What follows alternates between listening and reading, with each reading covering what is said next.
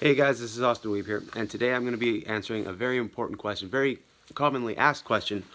Why do Taekwondo fighters spar with their hands down? Like, why not bring your hands up and cover your head?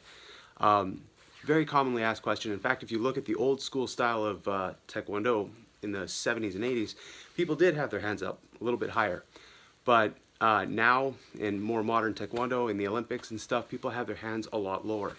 So why is that? Like, why not cover yourself? Why not block the kicks and whatever that are headed to your head? Well, I'm a huge fan of martial arts, and if you're as big of a fan of martial arts as I am, you've probably heard the saying, styles make fights. In this case, it's a little different. In this case, it's rules make sparring styles, okay? So in Taekwondo, the rules are, at least in WTF Taekwondo, the rule is that you can't punch to the head at all, okay? So if you're a competitor in sparring, you don't have to worry about that. But when you're sparring, you do have to worry about kicks going to your head, right? Since the 70s and 80s, Taekwondo has developed a lot more head movement and a lot of moving around. But as far as that goes, there is no punches to the head, so you don't have to have your hands up very much to block an attack to the head from the arms. You do have to worry about the legs, however. So I'm going to show you exactly how that works. So there are a lot of people that that kind of just fake it, but because they don't really understand why they have their hands down, they just kind of do. But for those of you that understand why, that's part of getting better at Taekwondo. So you'll see a lot of fighters that kind of do stuff like this, right? Checking their distance and whatever. This isn't to check their distance. This is actually, my hands are covering her hips, okay?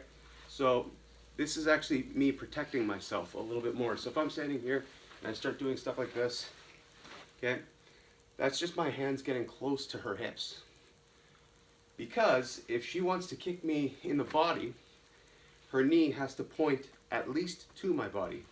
So if I block that with my hand, right, if I'm standing here like this and she goes to kick and I do that, I block the kick, right? I put my hand on her thigh or her knee, that blocks the kick. But if she swings a punch at my head, that's illegal, right? So I don't have to have my hands up here. I do need to have my hands down here though to block her knees. So if we're sparring, she decides to kick, what I want to do is move away from the power and move towards her if I can, right? Because a lot of the Olympics sparring guys, they throw really powerful kicks, and if I stand back here, I could break my wrist, right, trying to block that.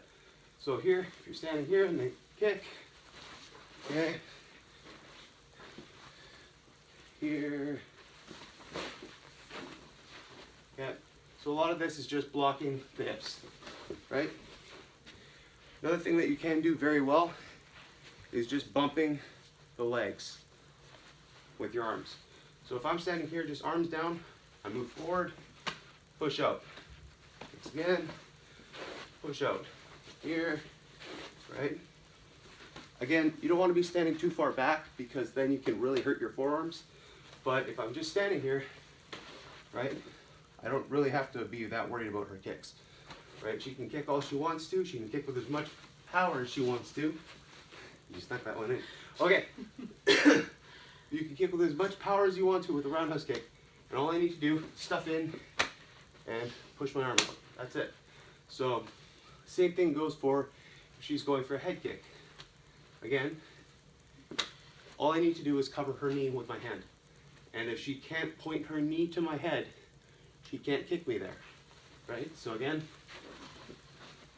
same thing, right here, good,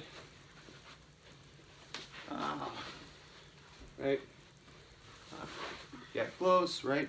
From here I can land my own punches, my own strikes, and whatever. But this is part of why we spar with our hands down. It is actually blocking, okay? Something that a lot of people don't understand. As a martial arts fan, I love this, I love to see it, But you'll see it's actually different between styles, right? ITF does things a little bit differently than WTF. Their hands are still a little bit higher than you see in the Olympics and stuff. But that answers the question as to why do Taekwondo fighters spar with their hands so low, right? Why not block your head? Well, they are, okay? The Olympians and all that, they are blocking their head.